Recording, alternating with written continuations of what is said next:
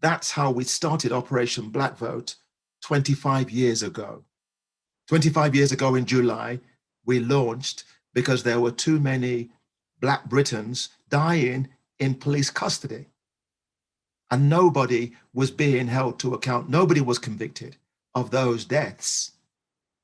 And what we said when we took to the streets, as activists do, but we said, we need a new strategy.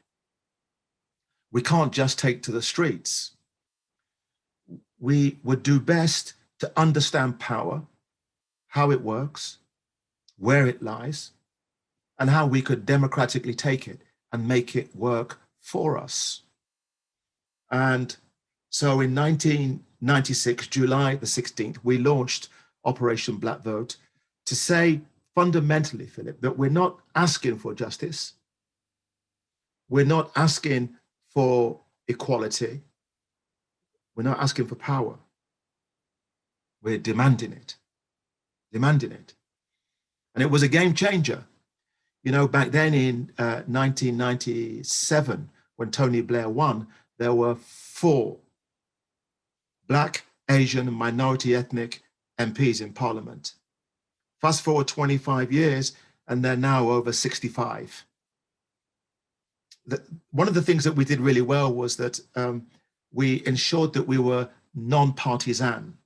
We were not assigned to any political party. That we said, look, we're not a homogeneous bloc. We're on the right, we're in the center, we're on the left. And what we said is that we'll vote for a political party that begins to deal with the systemic inequalities that lock us out, that hold us back. And back then, Black people, and I say Black, it's a political Black, non-white, they didn't vote for the Conservatives because they thought they were a bunch of racists, they called them the nasty party.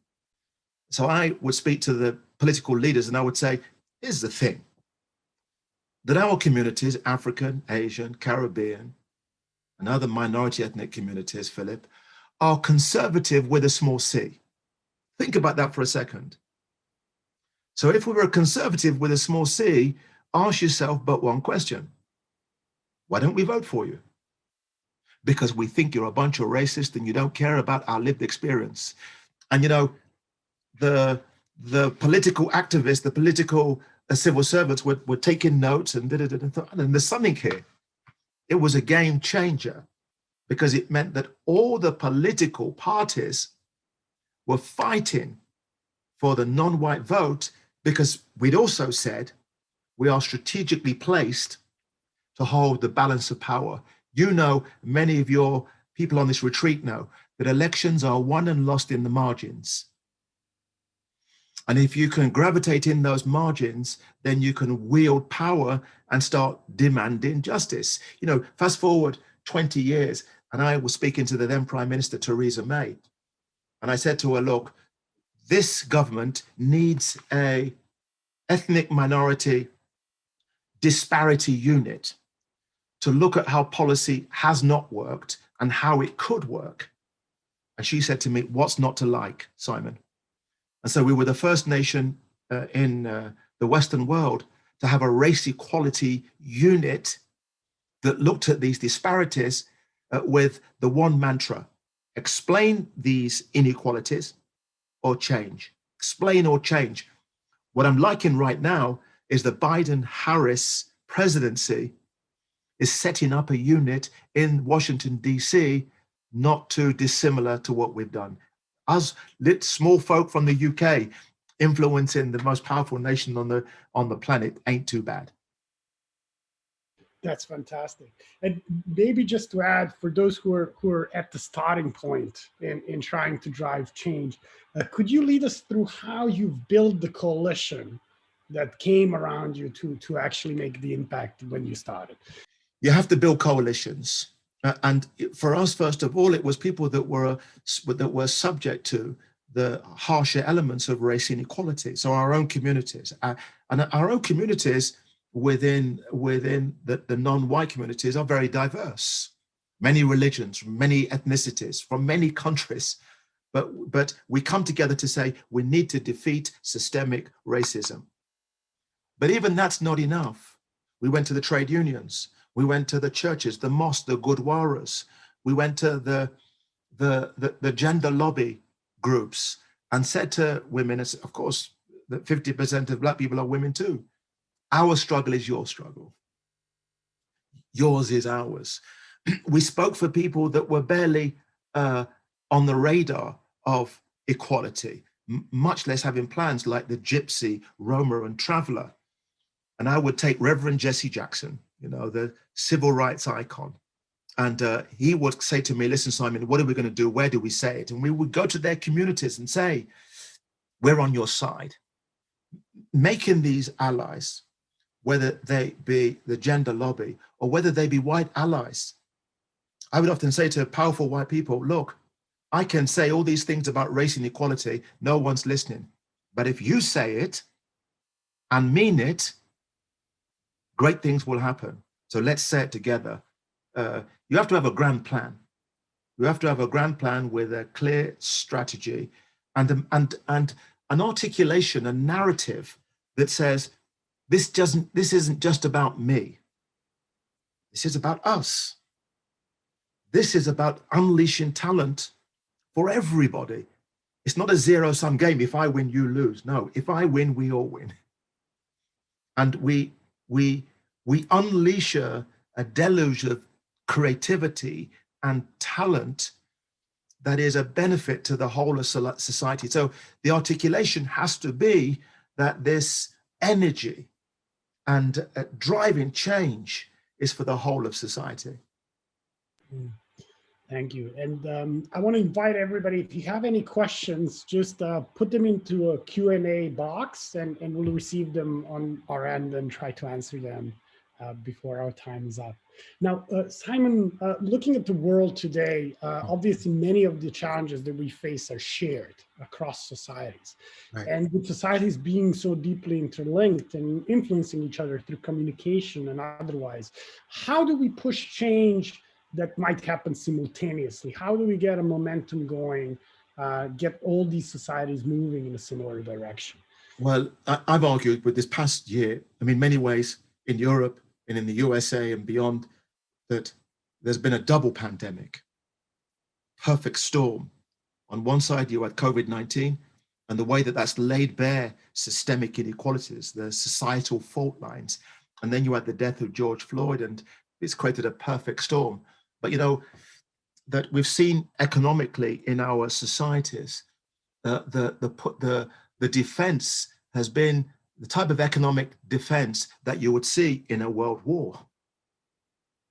The amounts of trillions of dollars as not undissimilar to a major war in our society. And I would argue that it's in those moments of wartime that you can think bigger and bolder as you've never done before. And the only way that you can really get to that place, Philip, is leadership. So this is the time for leaders, particularly those leaders that have felt themselves in the shadows, those leaders who have never seen themselves as leaders. We have a saying in the UK, it's a little game that children play called Simon Says. And so, of course, I've been saying, Simon says, come out of the shadows. Simon says, be the leaders you're meant to be. Be the leaders that your communities demand right now. And I think in that leadership, this is the type of leadership that I know that the German Marshall Fund, and I'm involved with a particular project within the German Marshall Fund since its inception, the Transatlantic Leadership Network, nurturing minority leaders. But in essence with that, we want leaders who in many ways don't want to be leaders, because it's those type of leaders, I would argue, Philip, that don't have monster egos. And those monster egos get in the way of doing great things, because those ego-led leaders, it's all about me, me, me. But the other type of leaders is about, what can I do? What can we do? How can we make a difference? It is those leaders, I would argue, I would argue that it's those leaders that need to come out of that are women, that need to come out of the shadows, that are those from our minority ethnic communities. Time to come out, time to stand tall, time to make your play your part. And there's one thing that I will promise you when that happens, one thing, great things happen. And I do have one question, though, that always comes up when we're talking about leadership, and that is, our societies have this tendency of making us feel small and powerless. Right. And when you recognize that talent, how do you encourage it to actually break through that fear and make an impact? It is the biggest challenge of breaking through imposter syndrome and breaking through because imagine for a second that when I say that out of this double pandemic, that our societies many within our societies are open to the greatest conversations in our history. Let me say that in those conversations, you can quickly see that our infrastructures, law, economics, education, etc., have been predicated on locking men in, locking people of color out, locking women out. I mean, that's the way these systems were built. As a matter of fact, if we're honest enough, we would say to ourselves, this is how it's been constructed. This is who it's benefited. But in a way, it's not benefited the whole of society, because if you're a football team, a soccer team, for those football fans waiting to watch PSG and Manchester City today in Champions League, you want to play your best team. Play your best team, your best striker, your best goalkeeper. What our infrastructure has done has locked people out. And I would hope that we can have the greatest conversation in civilization that embraces diversity, that embraces the fact that our institutions have done us a disservice. Let's be, these retreats, it is fundamental that we are big enough, that we are bold enough to be honest, to look in the mirror, to look at our institutions and say, oh my gosh, can we do better? We must do better. And then begin the framing of how you get to A, to B, to great success. I mean, I'm hoping during this retreat, you will have the leaders there that will stand up, that will be confident, that will be the change that literally millions of people want to see. We have a question from Artem Shaipov. He's curious if you could share a little bit more detail as to how did you secure the buy-in from political parties for your agenda? It's a great question. When I started, Philip, I was really how can I put this? A bull in a china shop. We want justice. We want it now. Why you did it? I was an activist. I was angry. I was frustrated. I was morally right, but not practically moving forward. So I had to listen. I had to learn. I had to listen to great men and women. And then I found out that I had to be smart enough to know, what does the other person want? What is the other person's fear? How can we both go on a journey in which I can listen to them and they can listen to me? And I found that you cannot do anything unless you want a revolution, which is not happening anytime soon, unless you fundamentally take people along with you. And you take people along with you by explaining, by going on a journey that says that this is mutually benefit. Now, it's not always mutually benefit. In politics, someone has to win, some have to lose, right? But what you try and do is to have the empathy to think in the other person's shoes about what they may want. And I think that I've learned that the allyship, building coalitions, being bigger than party politics is a very good route to build the great coalitions. And then looking forward now into the period that awaits us, what do you see as surfacing as priorities for our societies? I ask this because tomorrow this convening will break into 4 groups. They will look at what might be happening with regards to democracy, what with regards to business and society, what to diversity, equity, and inclusion. And so what would your insights be projecting into the future? Well, let's project into the future, right? Let's go 20 years into the future. The politicians, academics, and historians will look back on 2020 and 2021, and they will ask themselves but one question. They will look back and say, what did they do? What did they do during this monumental societal dramatic moment? And we have to ask ourselves in front of the mirror today, what will we do? And I would argue, Philip, that it's one of 3 things. We can do nothing. We can do something, a little bit, like we normally do. Tinker around the edges, tinker here, pat ourselves on the back and say, well done. Or we can do something dramatic. We can seize this moment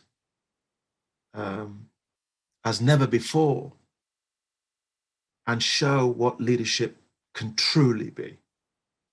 I think that your participants in today will have to say, when the historians look back at 20 years and ask what did they do, then they need to ask that question today, tomorrow. And then finally, you've shared about how you build relationship with politics. And as I mentioned, we have a business and society group that is very active. And there is a question from Tanisha Rush about how you've managed to kind of integrate the business community into what you were doing. How did you tap into their sense of corporate social responsibility as you moved on? You know, normally for 25 years, Philip, I've been working to try to convince people about diversity works, that you need to unlock talent. And I'm normally working from a position of, let me say, -20. So I can say people have paid less, people don't get promotion, and they, interested maybe. Since the Black Lives Matter moment, in which people saw the life of certain people as not fair, many of those business leaders came beating the path to my door and saying to me, if Black Lives Matter is to mean anything, what do I need to do? I think for the first time in my lifetime, so many more powerful people begun to see life through the lens of people that they couldn't even conceive of thinking through, seeing like the world through their lens. And it's particularly for the business community, I think that they were the most receptive to dramatic change. I would say to them now, don't stop. Don't stop with your instinct, because your instinct is good. Don't stop with your drive, because you'll be the net beneficiary. In our global market, you need a global workforce, a global thought process. So you bring in the diversity, you nurture it, and you'll be the beneficiary. You know, my pitch is the same to politics, the same to business. It works better when you have that diversity, that teaming diversity that can look at all the challenges, find the solutions, give people a sense of belonging. Imagine you have a business and people say, I want to work there because of the way that I'm treated. the way that I'm seen, the way that I can progress, whether that's business or whether it's the politics, it is the same dynamic. And those that don't get with the program, people will not want to join, and those that do join will want to leave. So the self-interest imperative is absolute in this 21st century reset that's going on. And I just hope, I mean, it's a shame really, because I wish I could be with you for the whole of the retreat and listen to the conversations and prod and challenge and share. But I'm sure that I've seen some of the speakers there and some of those on board this. I'm sure it's going to be a great few days discussions. Well, thank you very much, Lord Woolley. Thank you for your time. I know you're very busy, and we will definitely keep your thoughts in mind as we go through the next 2 days. It's a pleasure to be part of this opening plenary and conversation. And I wish all your participants great strength, great wisdom, and the belief that I wake up with every day, believing that we can collectively change our world. Thank you. So everybody, the panelists will be joining shortly. Once again, you have a question and answer box at the bottom that you can use to pose any questions. And once again, Lord Woolley, thank you very much for your time. So we'll just take a small break before the next panel joins.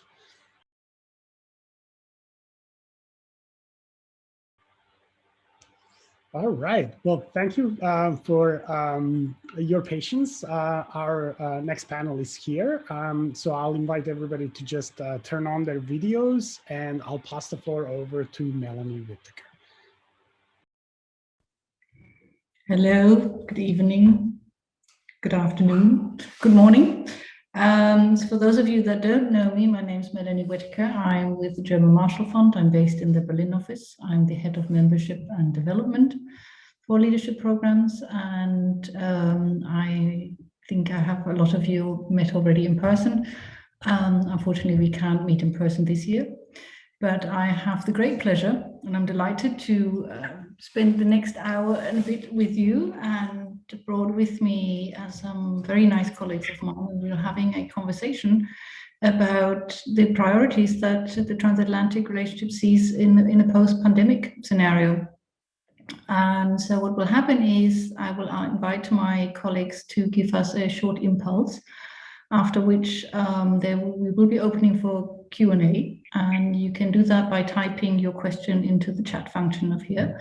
So I have with me today Engi Abdelkager. She is a visiting fellow with the GMF in Washington, DC for the Inclusive Leadership Program, and she's also professor of law. Then I have with me Alexandra de Hoop-Scheffer, who is our office director based in Paris. I have with me Sam Dupont, who is the Deputy Director of GMF's initiative, Democracy and Digital Initiative. He's also based in DC. And last but not least, Jacob Kierkegaard, who is based in our Brussels office. He's with the Peterson Institute usually, but he's also a senior fellow with us at GMF. So I will start this morning, this afternoon, this evening, our discussion with Engi.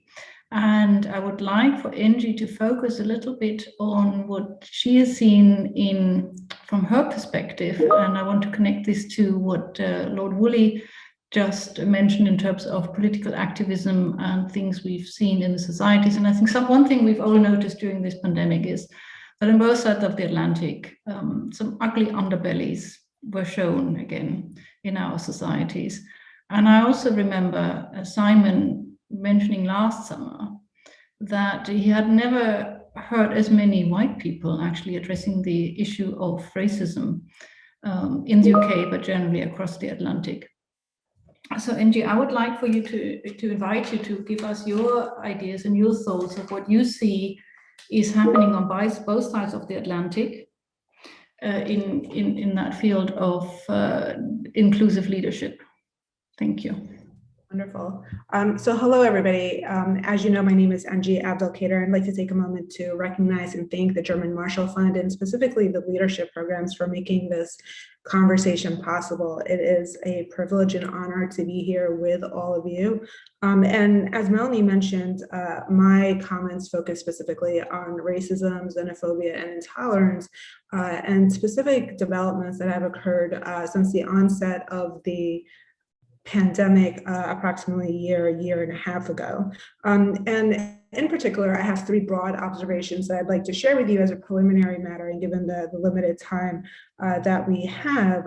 And the first regards an issue that you may be familiar with, and that is specifically the disproportionate impact of the coronavirus on communities of color. And this is largely due to structural factors that I'll examine in a moment. The second global observation is the surge in anti-Asian racism, specifically hate crimes, violence, and discrimination. And again, this is a transatlantic trend. It's something that's occurring on both sides of the Atlantic and actually around the world. And I'll explore that in a few moments as well. And then the third global observation actually relates to the manner in which anti-Semitism as well as anti-Muslim sentiment has intensified in the context of the coronavirus pandemic. And while these are two distinct minority religious communities on both sides of the Atlantic, they're actually having parallel experiences. And so I'll touch upon that briefly. So with respect to the first observation that I mentioned, as you may or may not be aware of, the coronavirus pandemic obviously had a devastating effect across the globe, but particularly so for historically marginalized communities. In the American context, this resulted in increased hospitalizations as well as higher mortality rates in the African American, Latino, and Indigenous communities. On the other side of the Atlantic, in the UK, France, and other contexts, it affected Blacks as well as Southeast Asians and Muslim communities. And this was due to a number of structural factors that pre-existed the pandemic and are largely intact due to the effects of racism, xenophobia, and intolerance. These structural factors include socioeconomic factors. Specifically, members of these communities are more likely to live in poverty and suffer from a lack of access to adequate healthcare. Another example of a structural factor would be inadequate living conditions. Members of these communities are more likely to be residing in densely populated areas where social distancing is simply not a practical option. There are also occupational backgrounds to consider. Because of these impoverished backgrounds, individuals may be suffering from unemployment, or they're more likely to occupy public-facing positions that increase their vulnerability to contracting the coronavirus. For all of these reasons, these historically marginalized communities were disproportionately impacted by the coronavirus. More recently, and interestingly, this was not only an initial observation that was made in the months immediately following the onset of the pandemic, but one that continued to persist throughout the course of the pandemic. I expect that the issue of health equity, as well as addressing these structural factors, will continue to be relevant even after we see fully vaccinated populations, ideally.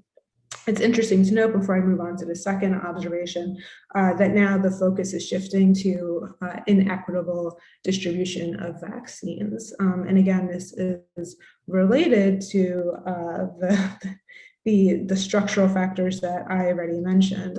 Because of socioeconomic status, individuals from certain racial, ethnic, and religious backgrounds may not have access to the internet to schedule appointments for vaccinations. They may experience informational barriers to adequately access vaccinations, and also because of a specific history of medical violence, in particular racial, ethnic, and religious contexts, there's also hesitancy around actually vaccinating as well. So for this reason, there is an emerging narrative regarding the need for enhanced disaggregated data regarding race and ethnicity so that state officials can actually determine where there's a need for outreach, for more targeted educational campaigns.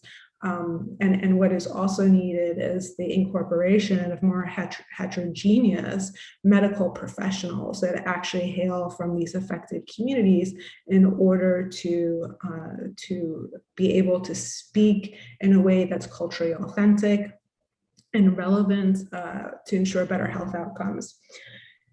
The second global observation that I have related to racism, xenophobia, and intolerance in the context of the public health crisis relates to an issue which I'm sure you're aware of if you've kept up with the news at all, and that's the surge in anti-Asian violence and discrimination. Essentially, as you know, in the American context, for example, there has been increased hate crimes as well as discrimination in various contexts against individuals who are either perceived or are members of the Asian Pacific Islander community.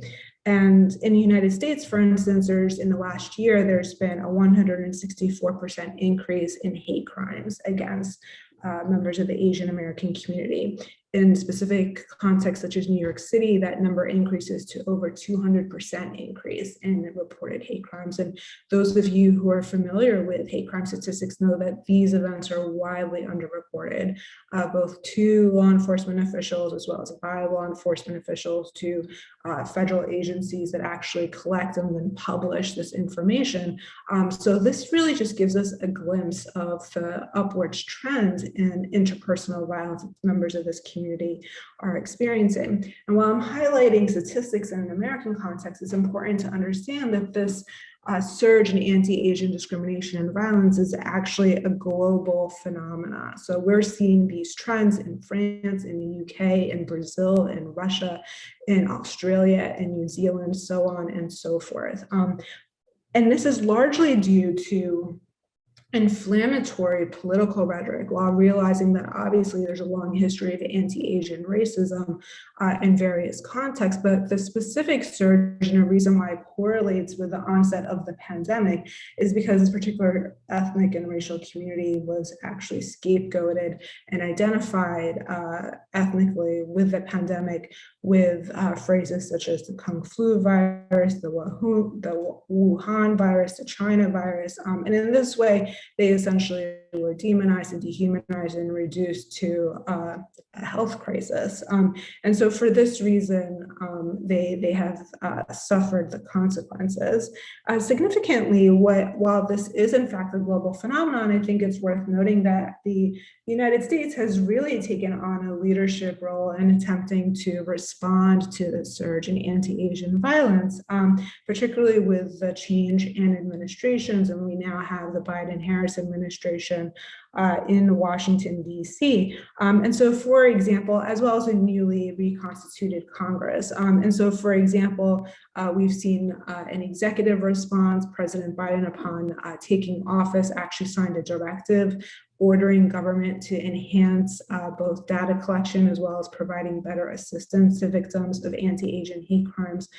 He also repudiated the inflammatory political rhetoric and instructed all sectors of government to scour policies as well as the internet to rid it of any kind of language that might be offensive or demonizing or denigrating in any manner. On a legislative basis, recently the US Senate actually passed a new COVID hate crimes bill that actually creates a new position within the federal government in order to streamline and expedite the handling of these cases on a national level, as well as to fund public education campaigns and also encourage enhanced law enforcement training to ensure improved handling of these cases. Significantly, we've also seen a corporate response, which is really fascinating. Most recently, business leaders of primarily Asian descent actually came together and have committed $250 million to a new initiative titled the Asian American Foundation to address the surge in anti-Asian discrimination and violence. And specifically, they're focusing on funding better collection of data, both empirical and qualitative, to inform policy solutions. And they're also focused on educational approaches. So for example, expanding curriculums in public education. So as a preventative measure to addressing these sort of hateful events. On a grassroots level, we've also seen a political mobilization of this particular ethnic minority group.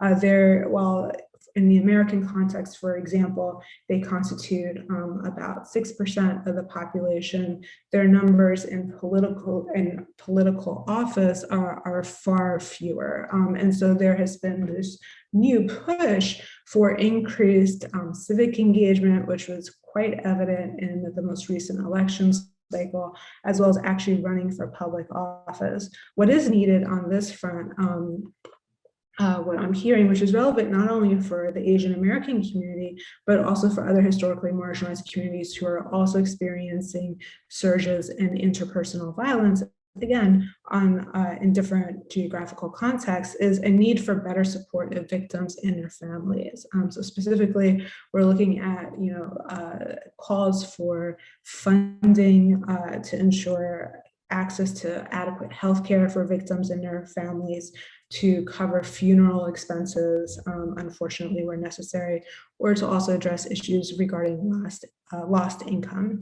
Lastly, in the interest of time, briefly, we've also seen in the context of this pandemic, intensified Islamophobia as well as anti-Semitism. And as I mentioned earlier, while these are two distinct religious minority groups, they are in fact experiencing some parallel trends on both sides of the Atlantic. And this specifically relates to conspiracy theories and fake news, quote unquote, related to the coronavirus pandemic. And with respect to the Jewish community, again, in the European as well as in the American context, they have been falsely accused and attributed with actually creating the pandemic for financial gain. According to this conspiracy theory, the Jewish community is responsible for the pandemic because they are creating the vaccination and will therefore benefit financially from the public health crisis. In addition, with respect to the Muslim community on both sides of the Atlantic, the narrative that has emerged is that they are super spreaders, that they are not adhering to social distancing practices, and therefore are responsible for the spread and persistence of this public health crisis. And interestingly, and distinct from their Asian American or Asian counterparts more broadly, in the Asian context, which I just described, this hatred is manifesting, the discrimination bias, prejudice is manifesting in an interpersonal context in terms of increased hate crimes, discrimination, public accommodations, and so on. With respect to the Muslim and Jewish communities, we're seeing a growth of this sort of hate speech online.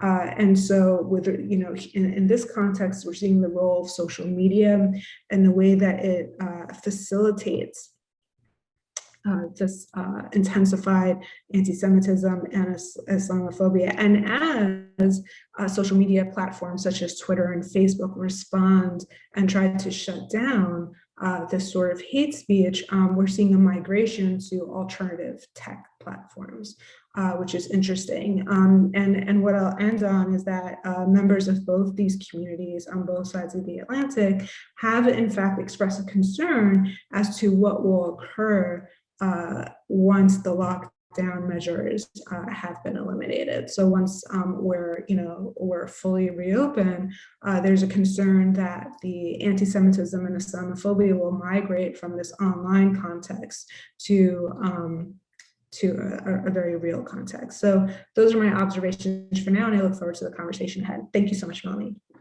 Thank you, Angie. Thank you very much for your insights. And I'm sure we're going to have some other questions later. Sam, I would like to turn to you next. And it's about the role of technology. And we've all got to know, appreciate actually the role of technology in this pandemic. And even though we couldn't be three-dimensionally with people, we at least allowed us to stay connected and be two-dimensional with people. And recently there was a report where 18 national intelligence agencies came together and had a global trends towards 2040. And while the majority of things they figured it was going to be quite gloomy, there was one thing that struck me, and this was referred to as the renaissance of democracy. Now, from your perspective, as being in the Democracy and Digital Initiative with GMF, and then what we've just heard from Angie, particularly around conspiracy theories, I would like to get some insights from you of where you think the priority, particularly around the topic of tech, will take us in the next few months and after. Thank you. Sure. Well, thanks, Melanie, and honored to be here with this great group. I think before looking ahead, maybe I'll look back at the past year, and as is evident in the way that we're all meeting today, and I don't have to tell anybody this, digital technologies have really kept us all connected over the past year. They have allowed us to go to work, to go to school, to shop, to remain connected with friends. And so in a lot of respects, I think the past year only accelerated trends that were already in place, but they really accelerated those trends. And it's hard to see now how we could go back to a world that the world we lived in prior to a year ago. And I think the trend of living our lives in large part online will likely continue. As Angie just illustrated in her area, that increased dependency and increased reliance on technology for everything that we do in our lives comes with increased vulnerabilities as well. I think if anything, the past year has given lie to the fact, or lie to the idea that what happens online stays online and doesn't really affect the real world. The connection is sort of more clear than ever and isn't going away. In thinking about the kind of vulnerabilities that arise or that have become more prominent in the past year that maybe existed more in the background previously, Angie again mentioned the broadband gap, for example, for children who don't have broadband access going to school has been incredibly difficult or impossible over the past year. Likewise, people who don't enjoy high-speed broadband at home haven't been able to work remotely or to sort of take advantage of all the same kinds of services that those of us who are lucky enough to have quality broadband access have had. And maybe the starkest and most apparent vulnerability that has been revealed over the past year is the way in which our information ecosystem has incredible exposure to both the few online platforms that through which much of our social engagement is intermediated, and to the sort of broader ecosystem of deceptive and disinformative information that's out there. And I'll maybe pull out an example from the past year that to sort of illustrate this point, which is something that we've focused on a lot at the GMF Digital program.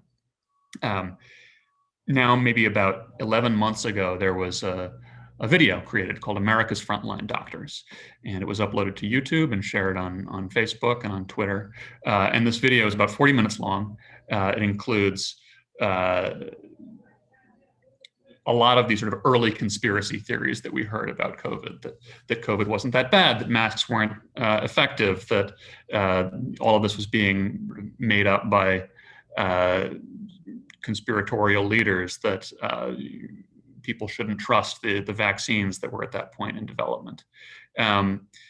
This video was a work of disinformation. It violated every policy on all of these platforms, and it was removed about 12 hours after it had been first posted from all of the major tech platforms.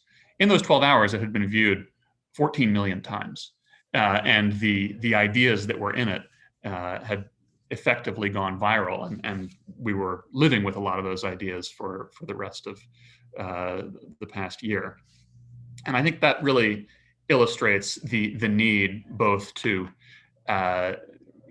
even as we sort of continue to seek out and enhance the advantages and the benefits that come with digital technology, to also be thinking about the risks that come with it, and to be thinking about ways to mitigate those risks through policy, through engagement between the public and private sectors, and so much of what happens in the digital space happens in what is effectively private space, and to have not just national conversations, but international transatlantic conversations about how to resolve those risks. So I think, circling back to your question, Melanie, I don't know that I'm going to be able to forecast the future for everyone today.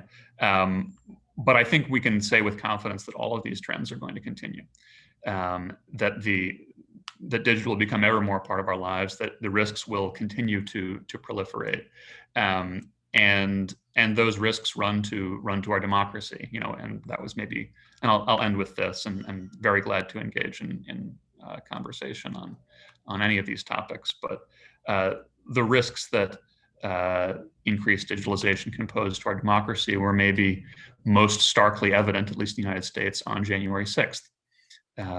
Following the election last year, you saw this idea of a stolen election, this idea that the results were fraudulent or illegitimate somehow, begin to gain momentum online, spread through initially mainstream social media platforms as they took a harsher stance. As Angie said, a lot of those theories sort of spread onto more fringe social media platforms, but continued to spread.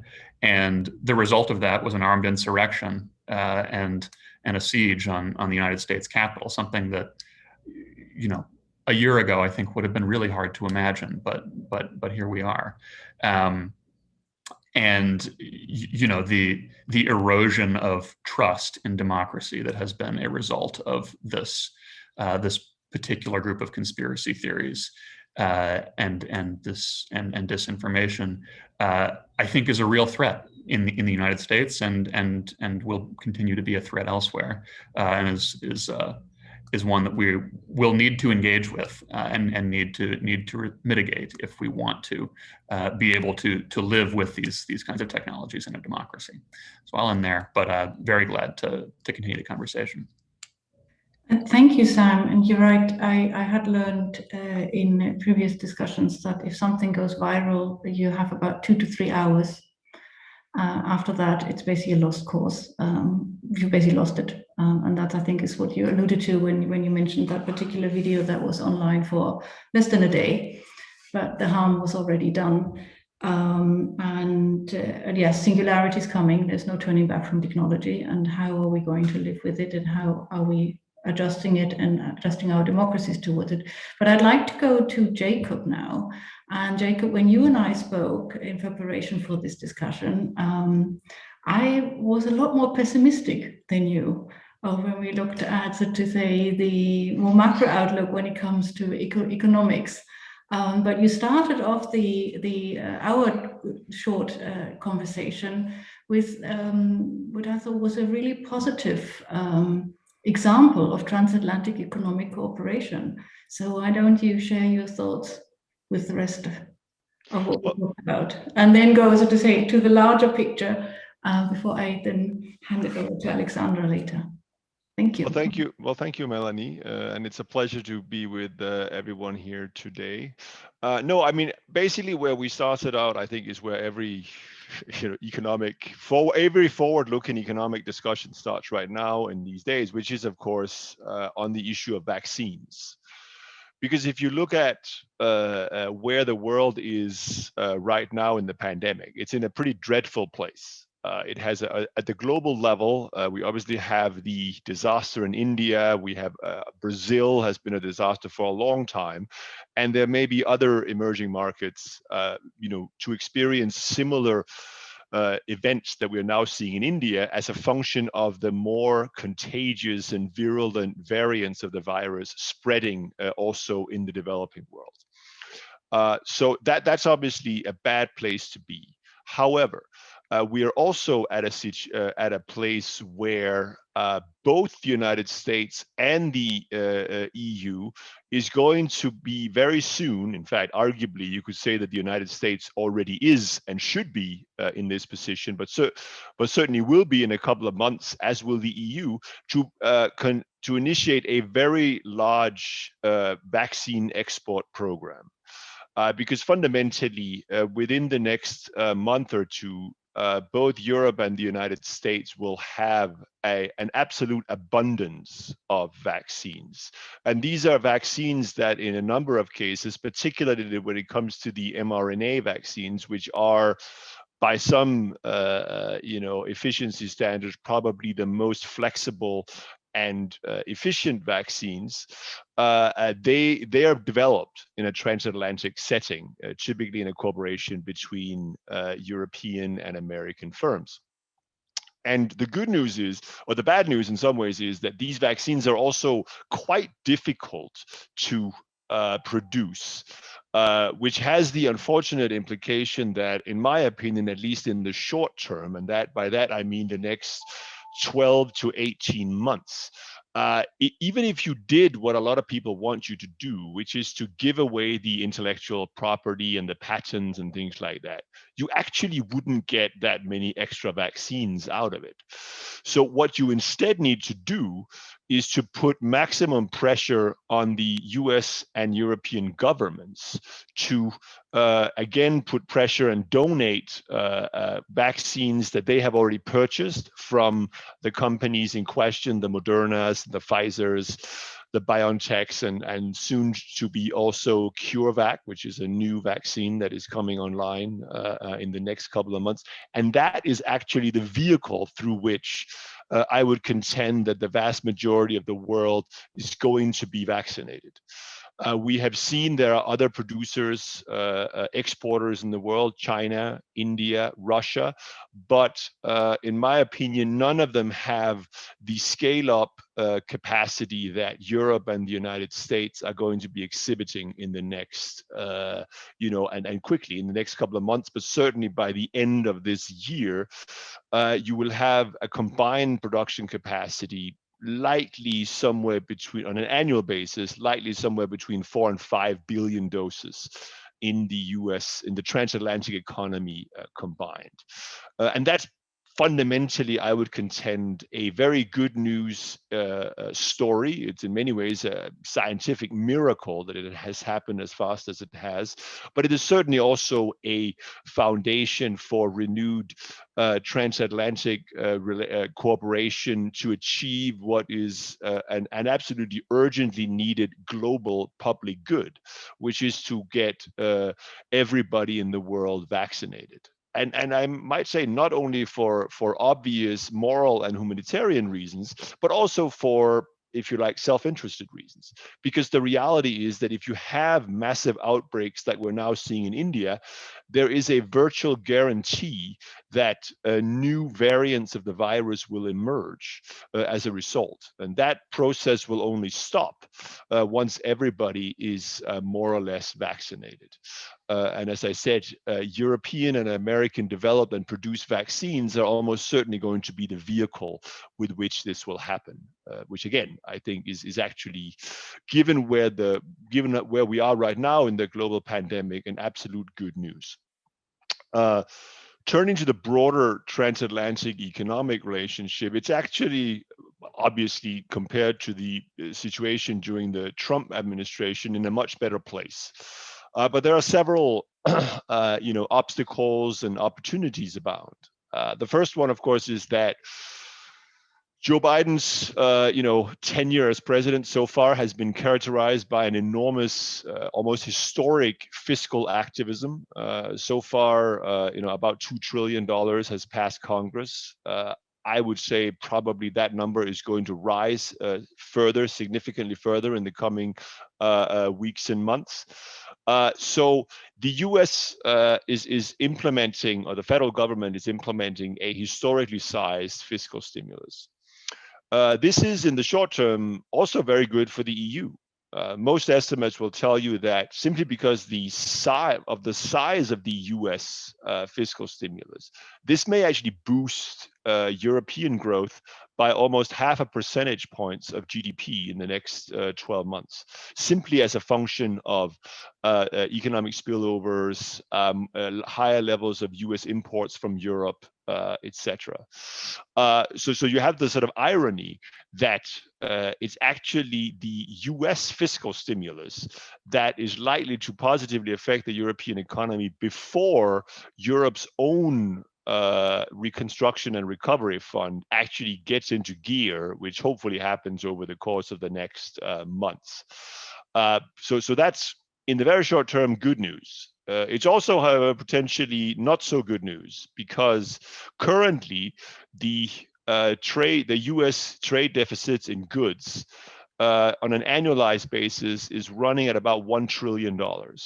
That is at a historical level, and it's probably going to rise in the months ahead. That is at a level that a Biden administration, which of course, directly from the president's mouth, has often articulated a very, a focus on the American manufacturing sector and the blue-collar middle class, if you like. That was certainly, in my opinion, the gist of the economic initiatives that were announced in the recent State of the Union, or addressed to the joint Congress. And a goods trade deficit of that magnitude is going to cause trade friction. And since there's already tariffs on a lot of China's exports, a lot of that trade friction, because Europe is the second largest surplus country vis-a-vis the United States, or surplus economy vis-a-vis the United States, a lot of that focus is going to be on the EU. So we should certainly expect potentially quite a lot of trade friction on that front. On the other hand, there are other good news issues on the trade front. We have a pretty firm commitment by both governments, the Commission and the Biden administration, to finally sort out the Boeing-Airbus dispute, which is a large trade dispute that we have struggled with for the last almost 20 years. And then we, of course, have, you may have heard, but it was just announced earlier today that the European Union has stopped or is going to freeze the ratification of the investment treaty with China.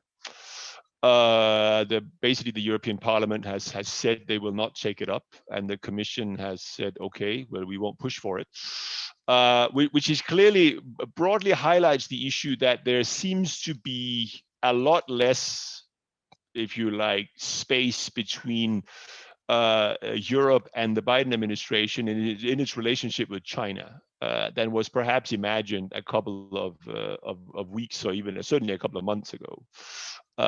Because fundamentally, it appears to me at least, that Europe has shifted quite significantly on a number of important issues, which in the interest of time I won't go into, but we can talk about. And China has responded very aggressively, sanctioned European parliamentarians and German politicians, etc., which has backfired. So actually, I think there is actually a much better chance for broader collaboration between Europe and the United States vis-a-vis China going forward. And then finally, there is the issue of climate. On climate change, we have obviously, again, the situation relative to the Trump years from a European perspective is, needless to say, a lot better. But you also have now a Biden administration that 2 weeks ago at the Earth Summit committed to basically doubling the level of commitment, US commitment to the Paris Agreement relative to the Obama administration. So the US is now committed to, or at least the Biden administration is committed to a 50% reduction by 2030 relative to 2005 levels. And that's actually not, if you compare, the Europe is committed to 55% from 1990 levels, but if you adjust for the two, the levels are actually quite comparable. It's not that big a difference. And it represents a very significant step up in US ambition, if you like. The problem, of course, is that unlike in the European Union, where this commitment is very soon going to be legally binding, that is not the case so far in the United States. And it's basically just, you take it on the faith of what Joe Biden says. He hasn't passed any major legislation through Congress to achieve this goal.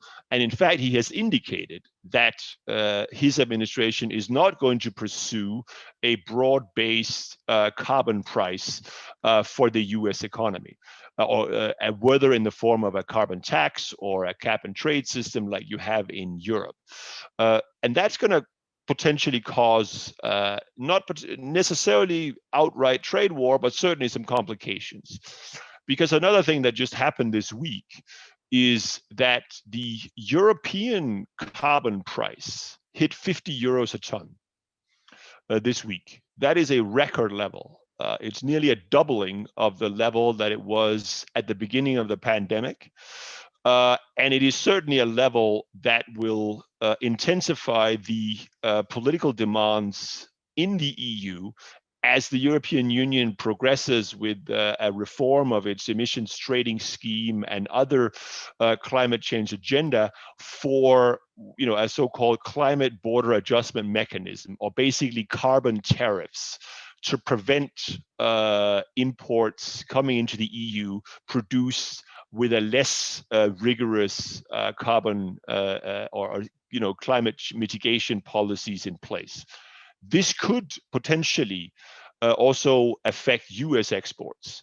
And it'll be a very big challenge transatlantically between the Europe and the United States to align the price-based carbon abatement or cap and trade system that you have in the EU, which basically is all function of the level of the price, and a carbon abatement or climate agenda in the US, which appears to be much more looking like sort of standard regulatory reductions in US emissions, like, for instance, mandating an 80% renewables ratio or percentage of electricity production, banning the sale of combustion vehicles and the like. So there's going to be a lot of opportunity for transatlantic carbon collaboration. And but there's also going to be some very major obstacles before it can happen. So maybe I should stop there. Thank you. Yes, just because for the sake of time, because I also want to give people later the opportunity to ask questions. And I would like to turn now to Alexandra, Alexandra Hubschoffer, who's our director from our Paris office. And Alexandra, when you and I spoke, I was reminded that about 7 years ago, we had a seminar in Brussels, and I was moderating a panel on pandemics. And with me, I had two medical experts from NATO. And so now here I am again today talking about a panel, but not directly about pandemics, but somehow pandemics and geopolitical and maybe security issues in a post-pandemic setting. Who would have thought 7 years ago that we would do that today? So I would invite you, and in our preparation, you also alluded to a couple of items to give us kind of the big picture in geopolitical senses. But then you also shared with me something that I thought was quite interesting in terms of spending. So please go ahead. Thank you. Thank you. Thank you very much. Now I'll try to be short so we can have a few questions from the audience, and I'm very happy to be with you from sunny Paris. Finally, we have sun here. Spring is coming. No, so I just wanted to very briefly structure my introductory remarks in a binary way. What has changed and what has not, and what will not change after post-COVID-19 by bringing, building on what Jacob just shared with us, but bringing a more geopolitical perspective. First, what has not changed and what will probably not change? I think the post-COVID world will very much look like the world of today. First, when you look at US leadership, I think you will have a much more selective US leadership. You have this trend with Obama, the so-called, nation building at home concept, which then became America First under Trump, and which now becomes a foreign policy for the middle class under Biden. So this is really a long-term trend that you see in US foreign policy, and all that with a review of US military engagement on the international scene. The second thing that will probably not change and that will increase even more is that we are more and more in an era of competition and less cooperation, of course, with the US-China competition, which will probably shape more and more the future of the international order or disorder.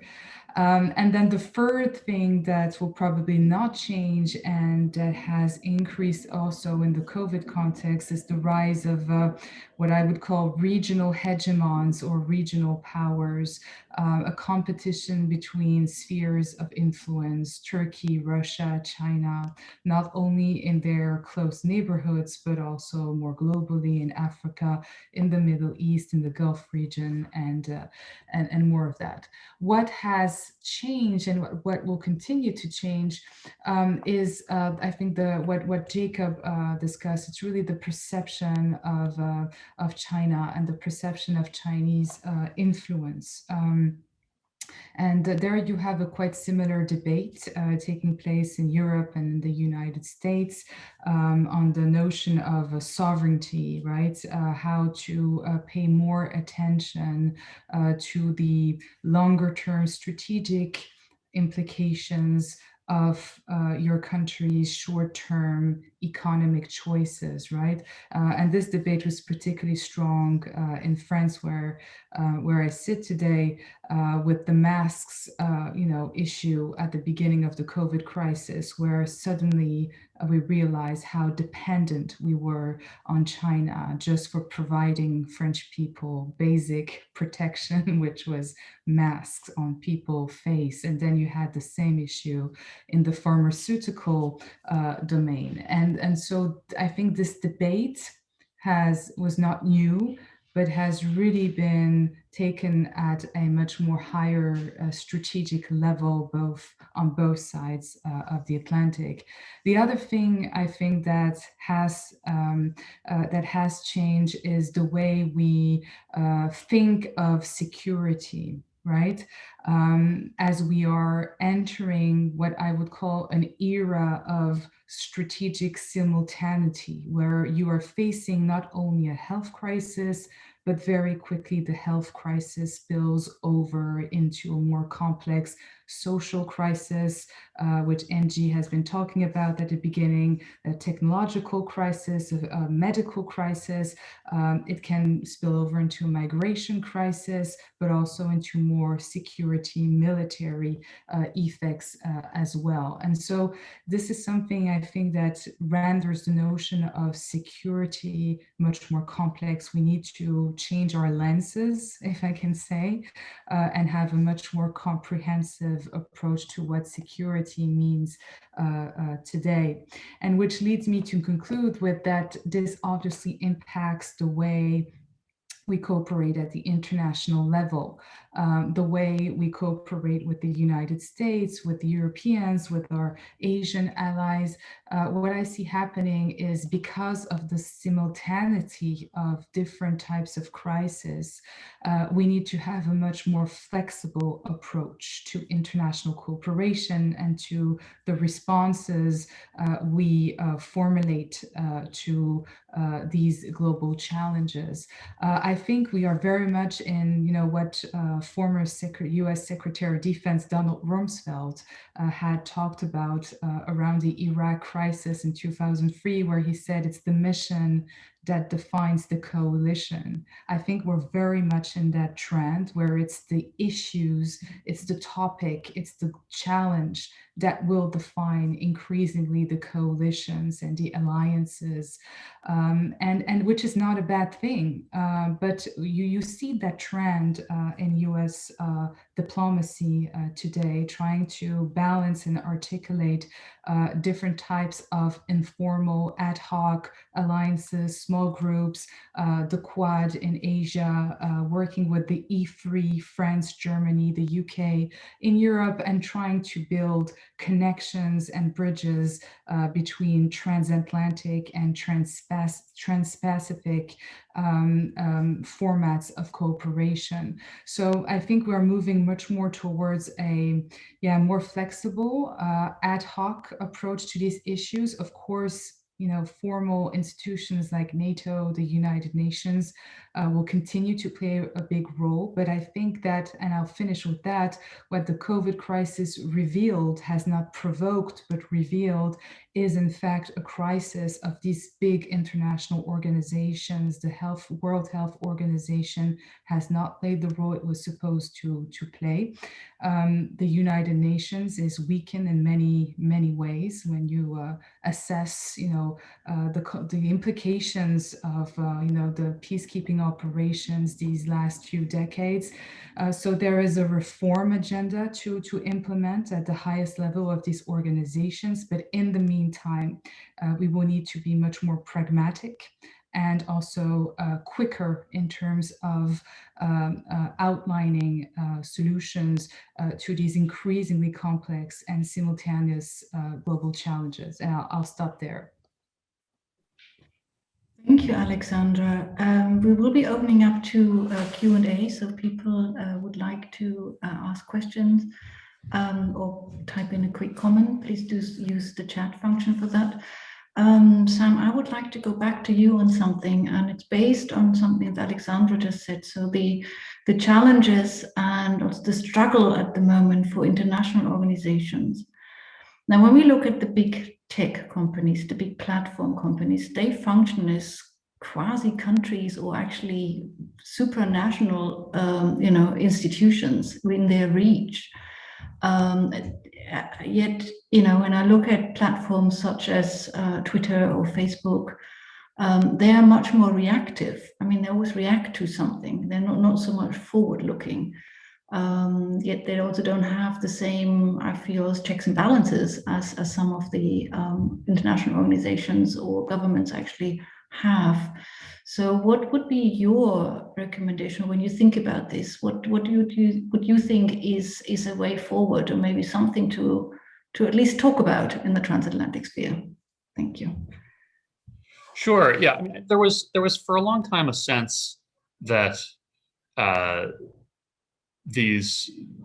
big platform companies should play by sort of one set of global rules. That and there was a big advocacy push from them and from the U.S. government as well for a long time to ensure that there was an ability for a company to set up in one location, provide its services globally, and not have to adapt from market to market. I think that idea is fading away, if it has not already faded away.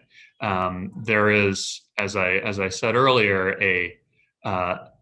a growing sense, a near universal sense at this point that different governments, different jurisdictions will have their own rules, and the platforms will have to adapt themselves to those rules.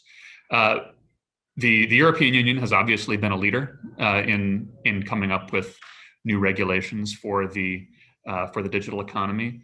The General Data Protection Regulation, GDPR, the European privacy law, has been a sort of standard setter in that space. And we now see a raft of new regulation coming from the Commission. Their Digital Services Act, which is going to the kind of disinformation and online content issues that I talked about earlier.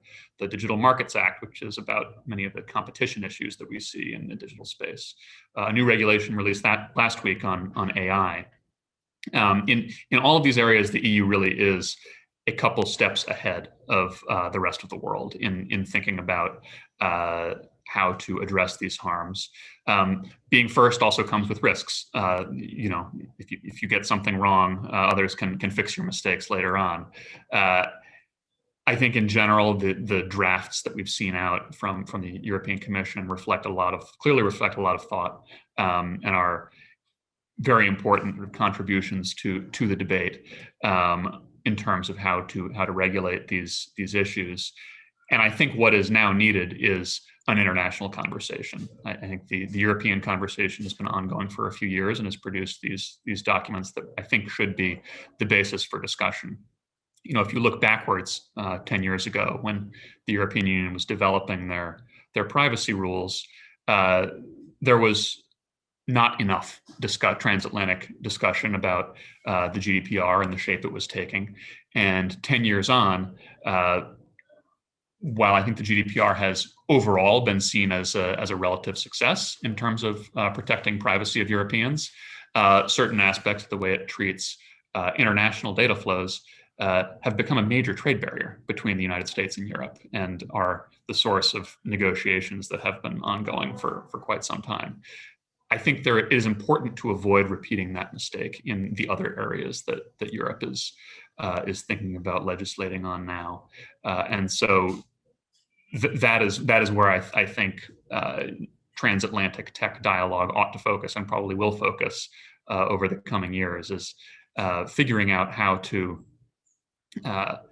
each government can come up with its own locally appropriate ways for regulating the digital economy without disrupting the international digital trade that has become a huge driver of economic growth around the world.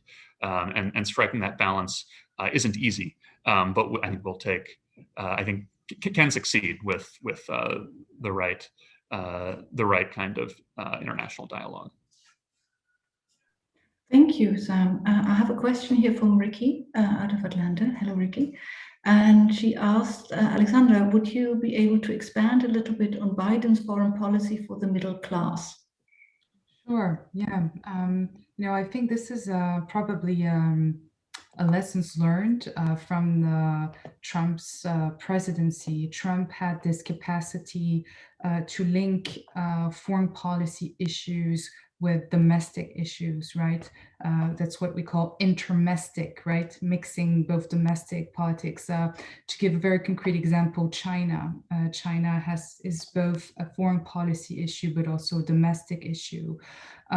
Climate is an international issue, but it's also an American domestic issue. And so Biden and his team, and you know, Jake Sullivan is really behind this notion of foreign policy for the middle class, have learned from this, which is how to connect, how to make foreign policy issues relevant for the American people, how to connect US international engagements with the American middle class's priorities, preoccupations, and concerns, because there is this feeling that there has been a disconnect between what foreign policy elites have been formulating as US foreign policy priorities and what the American people felt was their daily preoccupations. And, you know, American people daily preoccupations is, of course, health security, but also economic security. And so what you are seeing in Biden's, you know, initial decisions is, you know, asking a very basic question: how does the US commitment to NATO? How does the United States trade agreements with other countries benefit the US middle class? How does it respond to the American daily preoccupations? Another very concrete example, Biden took the decision, as you all know, to withdraw the US military from Afghanistan. And this decision was precisely based on, the foreign policy for the middle class. How does a more than 20-year US military engagement in Afghanistan benefit the American people? Is that something that answers Americans' daily preoccupations? And the Biden response was clearly no. We need to take a decision and close, the 9/11 chapter and withdraw US forces from Afghanistan. So it's really about linking much more the international issues with domestic concerns. And what's interesting is that you have increasingly the same debate in France, in Europe. We are, pretty much mirroring what's happening in the United States. We have that around, the debate of the so-called strategic autonomy or sovereignty. How do we protect French European sovereignty vis-a-vis, China on critical issues like technology, like supply chain? How do we make ourselves more independent, if I can say, if that's something possible, in the most critical areas? And that's something that we share as a concern with the Americans. And this is something where, we are starting to have an active transatlantic conversation, be it in the digital sphere, as Sam just mentioned, or many other issues. I'll stop here because we could, go on for 2 hours on that topic. Thank you, Alexandra. Angie, I would like for you to expand a little bit. Alexandra, you also said there's a need now to reframe the discussion on security. How do we frame security? What does it mean? How would we do that? Angie, from your point of view, from where you're sitting and your expertise, how would you reframe the discussion on security? Thank you. That's a fascinating question. And I actually want to thank my colleagues for their interventions because I found them extremely insightful. January 6th and the Capitol attack was a critical and historical moment, I think, in the United States, but more broadly. I think for years, historically marginalized groups, particularly in the United States, but across the Atlantic as well, have in fact been reporting increased events of violence, interpersonal violence directed at members of their community, related to inflammatory political rhetoric, but also discriminatory policies and other related developments. And I think what we saw is this explosion of what is now being termed as domestic terrorism. And it's not a new phenomenon. It's something that we saw at Christchurch in New Zealand. It's something that we saw in the Tree of Life attack in Pittsburgh against the Jewish American community. And so what's interesting, I think, about some of the bulletins that have been emanating from intelligence agencies in an American context is the fact that they are identifying racial and ethnic minority groups in their institutions as being likely targets of right-wing extremists and white supremacists. And so it's interesting because of the fact that this surge in hate violence, that's whether it's most recently directed at the Asian American community, but also at the Latinx community, the African community, the Jewish American community, the Muslim community, as well as other historically marginalized groups, is actually really a precursor.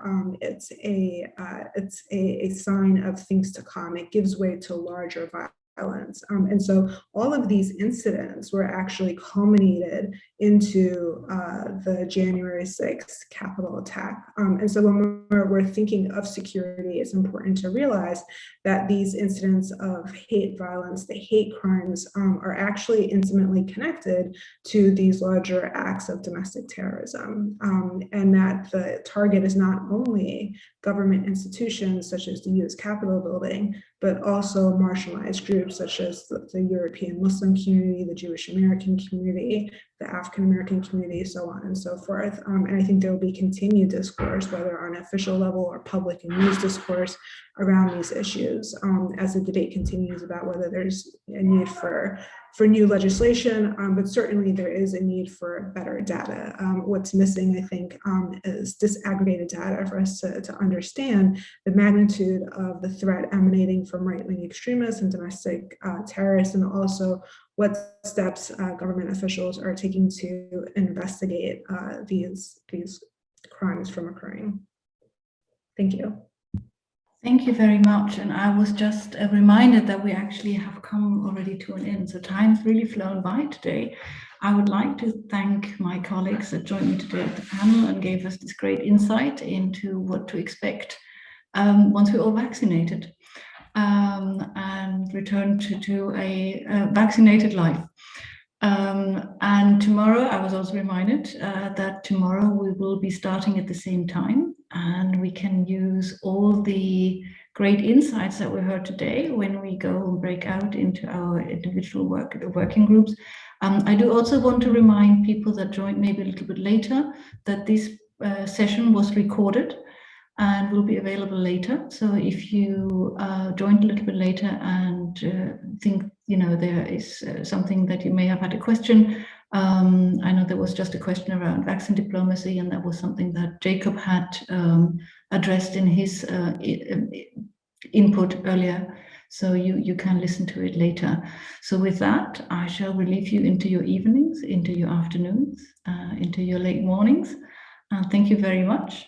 And I'll see you again tomorrow, those of you.